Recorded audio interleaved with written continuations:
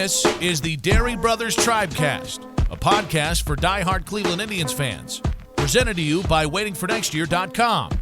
Now, here are the hosts, Matt and Todd Dery. All right, you called for it, and you get it. It is an emergency edition and podcast, the Dery Brothers Tribecast, for a Monday, December 16th, just 24 hours after the Corey Kluber trade from the Cleveland Indians, the two-time Cy Young Award winner, best pitcher that we've seen in our lives as Indians fans. My brother and I are 46 and 43, respectively. But it is a Dery Brothers Tribecast brought to you by WaitingForNextYear.com. Matt Dery, Todd Dery. After kind of a sad day, certainly, with Corey Kluber gone. But, Todd, we kind of saw this coming. I mean, Trevor Bauer shipped out. Michael Brantley not re-signed. Yan Gomes traded. Now you add Corey Kluber to that list. I said this on Twitter yesterday. By the way to out us for being old. I'm just kidding. But we are. Yes, I know. I'm kidding. But, yes, you're right. Best pitcher of our lifetime for sure, and I don't even think you can make an argument for anyone else. I tweeted this yesterday, and this is the truth. Listen, Michael Brantley left on his own accord. You know, the Indians didn't want to, we're done with him, obviously didn't want to re-sign him, let him go. You know, they trade Kluber off. Andrew Miller was traded, left as a free agent. Frankie Lindor is next. This is what happens. This is Cleveland Indians, and for the most part, everybody except for the big major market, baseball, in 2019. And this comes back to, once again, that baseball has a real problem. But you cannot get too attached. Listen, I loved Corey Kluber. We all do. I'll love the guy forever for what he did. We can't get too attached to these guys because they all come and go. Nobody stays forever, and it's a cold business, and this is how it goes. But, I mean, it's over. We're getting to the end of this era. I'm sad about it. I can look back and say that, it was missed opportunities, but, it was time to move on from Corey Kluber, obviously. That's the way the front office feels. And so I support it. Do I like that they traded him? It doesn't really bother me that much from a baseball standpoint because he wasn't on the team last year, essentially. But from a fan perspective and explaining to, right, your kids and my kids, sure, that, hey, guess what? Another one of these players that you loved is not on the team anymore. That's the toughest pill to swallow. I mean, we could do a whole show on baseball and how they have issues. And heck, I mean, the commissioner right now is pushing to eliminate like 40 minor league teams. He's an embarrassment. But regardless of all of that, you're right. I mean, we do get attached to guys no matter what the sport is, and free agency is a part of the game, whether you're a hockey fan, a basketball fan, football fan. I mean, these NFL free agencies now, I mean, guys' contracts are up, they're gone. I mean, there's not a lot of guys that re-sign and stay. There's not a lot of Bobby Wagners or Joe Thomases, laying around the NFL anymore. But with that being said, the Kluber deal is something we have to certainly discuss. You look at the Indians' framework of the trade and why they made the deal. They are trading from a strength. Starting pitching has been a strength of theirs for years. They've got guys coming, whether it's Moss, whether it's Pletko can do it, whether it's Scott, whether it's Morgan, whether it's Logan Allen. They've got guys coming. We already saw it. They developed Shane Bieber. He turned into an all-star. They developed Aaron Savali. He turned into an unhittable guy in August and September last year. Here's Zach Plesac, a MAC pitcher just a few years ago, all of a sudden has it. But the question has to be, Todd, the return. You're talking about a two-time Cy Young Award winner, and people that haven't seen Kluber over the last couple of years and seen some decline and just watch the Indians casually say, wait a minute, didn't he break his arm on a line drive? He's probably fine. The only thing you're getting back is a relief pitcher and Emmanuel Clase, 21-year-old hard thrower, and a middling fourth and fifth outfielder with great wheels that can't hit a lick, and Delino DeShields. That's it? I think that's where people are pissed off. I understand that for sure.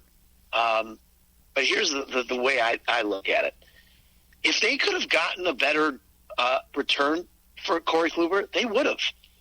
I think that they were looking to shop him last winter and didn't get what they wanted, so they kept him. Yes, he had the fluke injury, but then, had he come back and made a few starts and looked good or looked decent, I think he would have been able to get more. But the fact that he then strained his oblique coming back after the broken arm, and you never saw him again.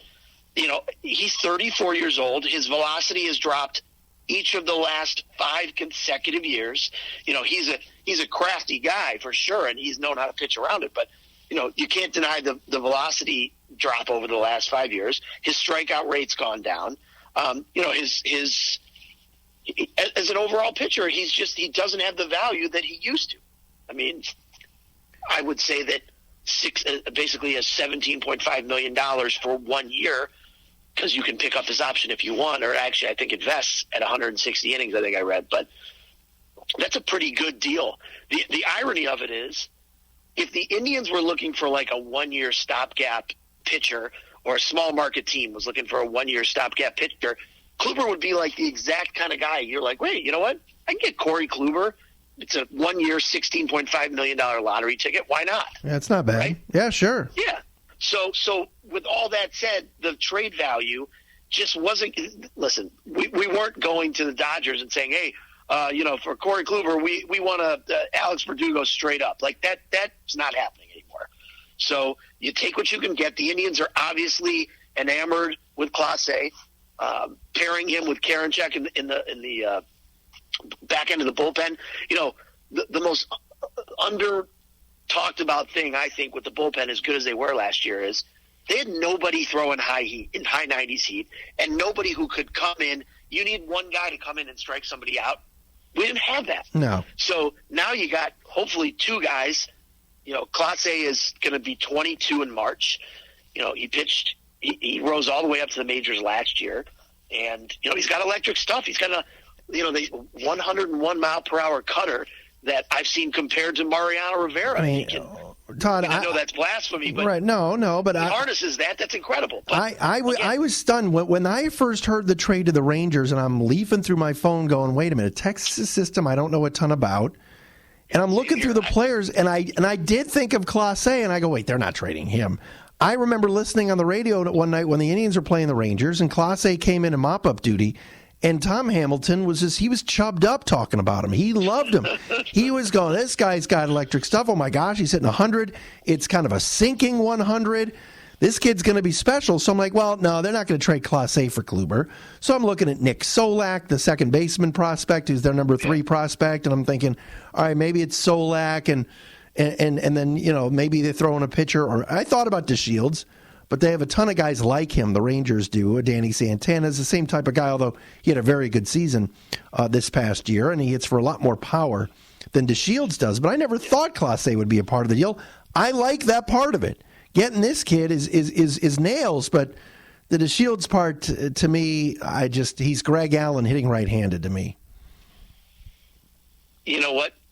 You know why he's going to fit in perfectly? Because he led the league in sacrifice bunts. Okay, there you go. That's like a hipster. Yeah. That's like a hipster Tito tweet right there. Come on. No, in all seriousness, there's no reason. Like DeShields to me was basically like, we need you to take him because he's arbitration eligible, and it kind of offsets a little bit of the cost. So you take your pick. You can have this guy. I don't see why he would even be on this roster. Like you said, he's essentially Greg Allen. He's probably the worst version of Greg Allen. I mean, no, Greg Allen's a better defender. I know he's got the wheels and whatever. Shields is pretty good out there. They're probably equal defenders, I would say. The point is he's a throw-in. It's not even worth discussing. The most important part of this deal is the fact that they got $17.5 million off the books. And I am going to reserve judgment on all of this until I see what they do with that $17.5 million. If they spend none of it, it's going to go. It's going to be a real problem for me and a lot. Oh yeah, shame on them. Like, well, they got rid of 17, but you figured just Shields will make 2.5, and Clase will make 500. So $14.5 million is right there for you to spend and add in. Antonetti said yesterday, and I saw Chernoff this morning on High Heat with the Mad Dog. They both have said so Chernonetti is on board with taking that money and using it to add to the ball club. Well, great. So what are they doing with it? Is it going to be $11 million to Cesar Hernandez, who's not getting $11 million? You're crazy. Not 11, but he could be up there. He could be between 8 and 11 based on arbitration. No. Look at his number. No way. Nope. Todd, that's five.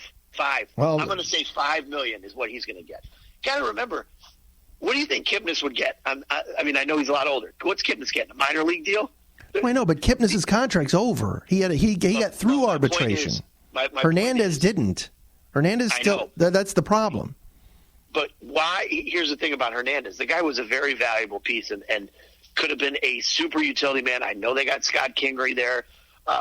They could have found a place for him. The Phillies just let him walk. Well, a lot of teams have done that. VR, yes. A lot of these teams are looking at these $5, $6, $7 million a year middle infielders that don't do enough to wow them, and they're letting them walk. So many of these guys are on the market. It's true. I just think that they're going to use that money in for a couple of different players. You look up at that outfield, by the way, all of a sudden, other than Oscar Mercado, it's platoon and, slaps. They got a million fourth and fifth outfielders in this organization. Correct. I know you love Daniel Johnson, so do I. But is he ready to play every day? Right. Right. Frankie Lindor, this is the conundrum that they're in right now. Everyone tries and it never succeeds to rebuild and contend on the fly. The Indians tried their best last year. They won 93 games, didn't get to the playoffs, obviously. We've talked about that ad nauseum. Every game counts, whether it's April 1st or September 30th, and they wasted games in April by playing more often Stamets and Brad Miller. Be that as it may, that's another conversation for another day. My point is, they're right now caught in a conundrum. You got Frankie Lindor under contract for 2 more years. Right now he's at peak value, and I am on record as saying that they should go to the Dodgers and say, he's yours, and this is what I want, and let's make this work, because he's never re-signing here. It's over. You wait another year, you're going to be in the same situation the Red Sox are with Mookie Betts. They're trying to deal him. They're not liking what they get because it's 1 year, and it's a waste. So you either need to trade Frankie now, or you need to go all in now and say, you know what? Fuck it. We're going to go in. All right. And reinvest it. Let's and go. Kick the Twins' ass this year. We have hard-throwing youngsters in the pen now. We got the young rotation. Let's build around Frankie. Those are the two things that they have a choice to do. And I don't know if they know what they want to do yet. I think they're waiting things out to see where things go. Well, listen, I know we talked about it in our last pod, like Mike Moustakas would have been great, right? So who in that ilk can they get who either for the outfield or second base or a combination of outfielder and second baseman that can move the needle? Well, I got names. I mean, you want names? I mean, the guys that are available. Realistic names that you think are going to actually work out. Like, here's a question for you: If you could bring back Yasiel Puig for 1 year and $9 million of that, 15, and say you'll get Puig and Cesar Hernandez for that $15 million, are you doing that? Is that something you're interested in? Yeah. I mean, I wouldn't hate it, but I you know what I would love? I would love Marcell Ozuna. I would love. That's not happening. Well, no, but I know, but if the market slows down and the numbers come down, look, Boris got his guys paid, and there was this run of Boris clients at the winter meetings. Since then, it's been crickets. Nobody else has signed. I mean, there's been a few here and there. So if you're right, if the Indians are going with your all-in philosophy and just freed up 14.5 large, not large, I mean large times 100. I mean. You mentioned Cesar Hernandez. He's a solid lifetime 277 hitter and with a little pop. He made $7.75 million last year in, I think, year 1 of arbitration, so he's got 2 more years. So, yes, if you bring him in, he's going to – I told you, 10-11 is not out of the realm. I mean, yeah, get out of here ridiculous, but he made close to 8 last year. That's how the market works. Yeah, would I love Marcell Ozuna? Of course I would. Would I sign Nick Castellanos and put him at third and put Jose at second? Memaybe. I mean, he's a terrible fielder, but the kid can hit. Would you rather put him in right field, though? Oh, he's so bad in the outfield, Todd. He's so bad in the infield, too. I mean, that's the problem. I know, but he's played third before. Mostly? The Cubs played him in right field. Here, I got another great idea. Let's trade for Chris Bryant. 216-578. For Chris Bryant. That's exactly what I was Were you really going to say that? Yes, let's just go all in and trade for Chris Bryant. Oh, what are we giving up? Zach Plesac and Mikester's daughter, one of Mikester's daughters? I mean, come on. Oh, my God. I mean, I don't want to give much up. No offense to our friend Michael. I'm using that as a throw-in. I'm saying I don't want to give much up. Well, what are the other problem is with Chris Bryant is he's in the middle of this grievance because you remember when the Cubs basically said, we're going to hold you down until the 26th of April, and then they brought him up, and he's saying that he deserves the service time, and he wants to be a free agent after this year rather than in 2 years. So that I wouldn't make that trade. I wouldn't trade for him. I don't think any team will until they see where that grievance is going to go. So there's that. There's no such thing as service time issues. Sincerely, Mark Shapiro. That's right. But anyways. I'm just saying we need a bat. We need a bat, and the bats that are out there, at least the two best that I see, are Ozuna and Castellanos. What are we going to bring back? Edwin? He's available. That was another thing I was going to say. What about bringing back Edwin? But if you bring back Edwin, then you're playing Reyes in right field every day. Correct. Because really, it's not like you can. Carlos is playing first base every day. So that's happening, right? One way or another. I wouldn't. Really, it wouldn't surprise me. Edwin and Reyes, you basically are plugging. You know how Tito loves to move guys around. There's no moving there. No, but I think Reyes. I think they've already said it that Reyes may play more right field because when he came up last year and he was DHing every day, he wasn't used to it. So it threw off his routine. He was decent, and I think we see the power that's there. But I love the personality, and he's young and controllable, but. He may have gone to Tito and said, I got to get out there. This is me sitting here. That's not what I'm built for. That's a possibility, but you're right. If then they decide Edwin, then forget it. I mean, Carlos would have to play first every day and never get a break, and Reyes would have to play right field every day and never get a break. Right. I don't know, man. There's just there's guys out there, but like you said, moving the needle, that's never really been the Indians' way, and that's an issue. But right now, if there's $14.5 million to use, you're right. How are they going to spread it around? Like you said, Puig, it's a possibility, but how did it work in the clubhouse? Would guys welcome him back? Would Tito want to deal with that? I think he was good. I don't think there was any complaints about him.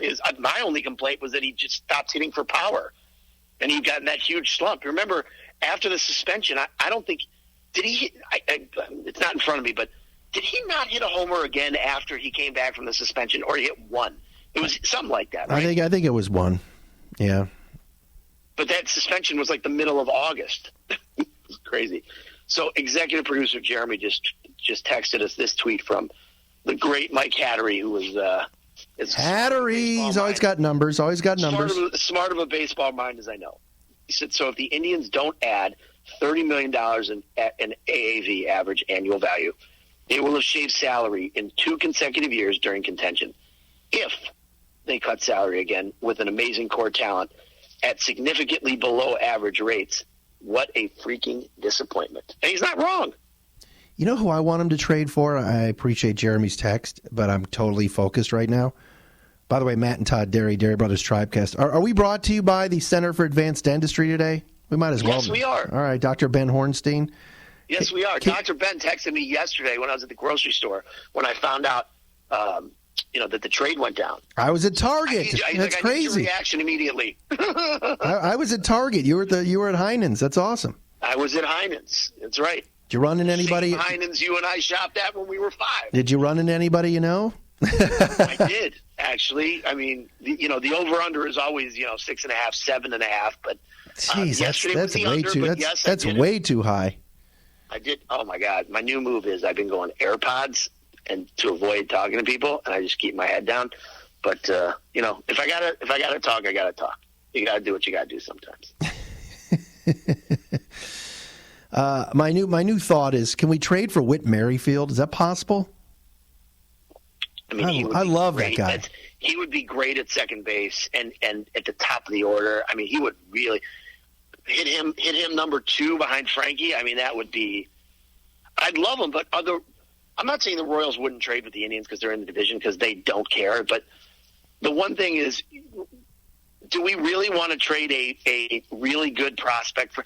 I don't think people realize that Whit Merrifield is he's no spring chicken. He's not like a young player anymore. Right, late bloomer. Right, late bloomer really come on. He's 30. Right. He's turning 31 in January. So Phoenix in January. I'd love him for the next couple of years.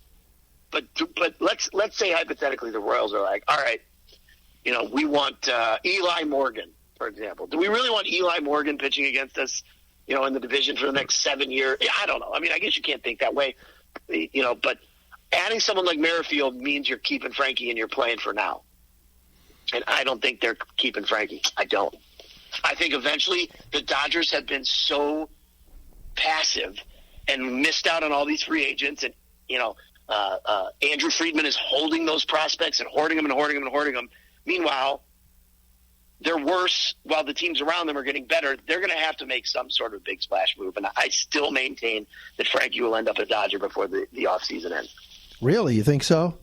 I do. Sounded like that. I mean, Antonetti said yesterday, our plan is he's going to be our opening day shortstop. Yeah, of course, that's their plan. What are they going to say? We're going to trade him. They got to say God's plan. They got to say it publicly. They really do. I mean, I guess all the hay's out of the barn with the ticket sales at this point. But for the season ticket holders, everybody's pretty much locked in.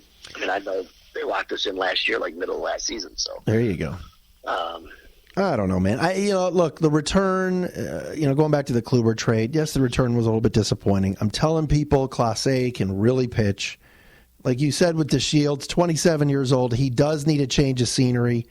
With this outfield right now, you got Naquin hurt, Luplow, Mercado, DeShields, Greg Allen, Reyes will play some right field. Will Zimmer ever amount to anything?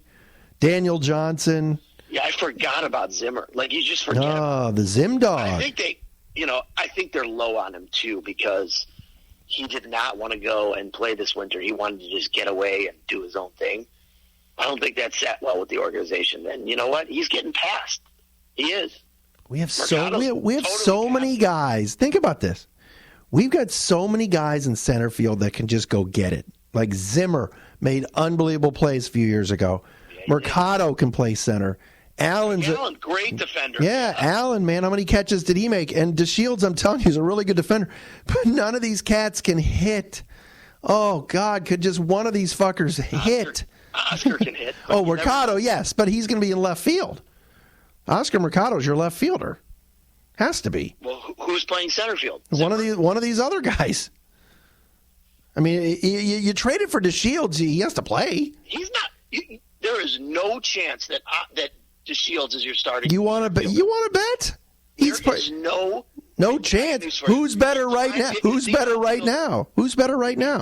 If he is one of your everyday starting players, I got a serious problem with that. Well, I don't like stinks. I don't like him either, good. But I'm telling you, you watch. He's gonna have a good spring.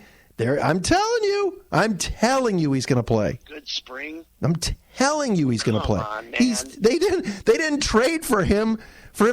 He's 27. He's right up Tito's alley. I'm telling you, we needed a change of scenery. Now, the next thing you're going to tell me is that they're going to bring back Trevor Crowe. I saw Trevor Crowe was at the winter meetings looking for a job. Are you serious? Did you see that? I did. How about, and so was Phil Koch at age 37. Coach. Wants to pitch again. Point to the sky as the ball's going 17 rows into the upper deck. By the way, I was looking at the free agent list today. Yeah. And you know who's out there who I think the Indians are going to 100% sign to a minor league deal with an invite to camp? Who's that? Lonnie Chisenhall. I'm calling it now. God. Lonnie's a free agent. We're bringing back the lawn bomb. Yeah. I'm telling you. Oh, Meredith will be thrilled. Minor league deal. Meredith major league deal. Meredith Chisenhall will be thrilled. Back home. Yeah, I'm telling you, just get ready. Let's bring Kipnis. Let's bring Kipnis and Lonnie back. Let's have a reunion. It's a 2016 reunion. Might as well sign Rajay too. Oh, man. That's another one. All this comes back, by the way. All this just comes back to one simple fact. They had a 3-1 lead, and they couldn't Stop. None of us. Stop. Don't. Although I will. Can I say something? Let me say this. Some of these idiots on Twitter with Corey Kluber, he was terrible in the World Series. What are you talking about? Game 1, he dominated the Cubs. Then on short rest in Game 4, he dominated. Yes, I know Game 7 wasn't his best day, but oh my gosh. People at the short... 270 innings. He was dead. Give me a fucking break. Anybody who said... Yeah. Who was I having that conversation with? Oh, it was Jeremy Belsky. He said last night. He's like, I don't understand these people that say Kluber was a bad postseason pitcher. In 2016, the guy literally carried us. He was one of 4 pitchers that were good. He carried us into the. And then the next season, he was hurt. I know that 2017. He says he was fine, but you and I both know he clearly was hurt. And then 2018, he pitched in 1 game against Houston. And then, was he great? No, but he wasn't terrible. I think he left the game. I think they yanked him in the 4th inning, and he'd only given up a run. But we never had any more. I mean, what? Anybody who bashes Corey Kluber to me, you're a moron. Totally, plain and simple. Totally. You look at all the really good arms in the American League over the last few years that were going for Cy Youngs. The Verlanders and even Porcello and David Price and all these guys. It sounds like I'm naming the old Tigers rotation. They didn't win anything. They didn't win anything either. Scherzer, and Kluber took home two Cy Youngs. That's pretty impressive. And could have won 3, really, also. Yeah, no doubt about it. I mean, people have short-term memory. Thank God for guys like Joel Hammond on Twitter, the former Tribe media. Loves it. He loves it. He still loves his team. Oh yeah, but he even said it. I mean, people forget about Game 1 and Game 4 and only point to Game 7. Yeah. Did you know, by the way, how many years Corey Kluber pitched for the Indians in the majors? 7? 6? How about 9? Did he really? How about that? Made his major league debut in 2011, and last year would have been his 9th year. He only pitched in 7 games. But from 2013 to 2018, he was a horse. He was an absolute horse, and God bless him. He was so great, and he deserves nothing but love. And I wonder if they'll again, we're talking way down the line here, but that's a guy who could have his jersey retired by the Indians for sure, right? I mean, he's the best pitcher of the Jacobs Field era, not even close. Yeah, better than CeCe and better than Cliff Lee. So nobody can even go there with that. I know CeCe had some longevity too, but no, it's not even close. I agree. Yeah. I mean, and it's just so unfortunate they couldn't close the deal a couple years ago. But look, I don't know what to expect with him in Texas. I don't like that fit for him at all down there. He's become a fly. How that new ballpark plays, though. You never know how that new ballpark plays. No, but it's hot down there, and I know he's a Texas guy. The velo being down, 3-1 counts, boy. Teams are teeing off on him over the last couple of years with the velocity down, and you hope he's healthy, and you root for a guy like that. He was great here. He really was. Yep, absolutely. So now you're right. I'm with you. I don't love the deal either. I like Clase a lot, but now what they will do with that $14.5 million. I think the reason they made this trade now was they want to spend it. They want to spend that money now, I hope, because one of the reasons would there have been to make that trade right here, right now, on a Sunday after the winter meetings were done. And then there were tweets coming out from Ken Rosenthal, all right, the Angels are out on Kluber. It's like, wait a minute, does this thing have to get done today? Like, teams are already out? So the Indians know now they've got an extra, batch of cash to spend, and hopefully they spend it wisely and find. I mean, again, we're looking for home runs with like Ozuna or Castellanos, but I'm with you. I doubt that'll play up there at on Carnegie over there. All right, brother. Well, you got to bounce. It was good. It was good. Good pod. Taste. Good pod. Good to get. I hope I didn't sound too coldish, but No, you sound good. I'm fighting it. That's good. You're fighting it like Freddie Kitchens. Damn right. Yeah. See this. Soon to be ex-head coach of the Browns. You think they're going to pull the trigger? They better. I mean, this afternoon it was like they talked to 1 million players, and it was like, the Kareem Hunt. We came out really flat. It was like no one really cared until after halftime, and then Demarius Randall. What do you think about?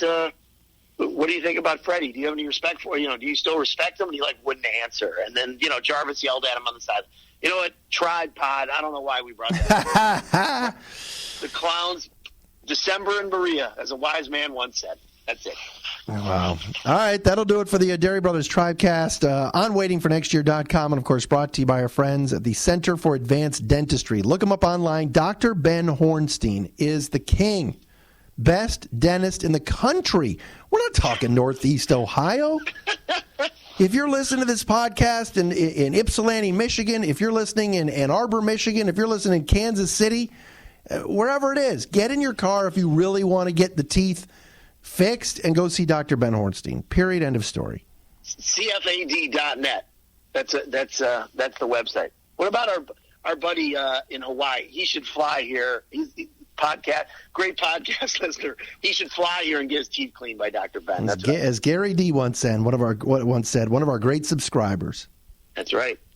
All right, we'll be back. Who knows when? Maybe with the Indians make a splashy signing.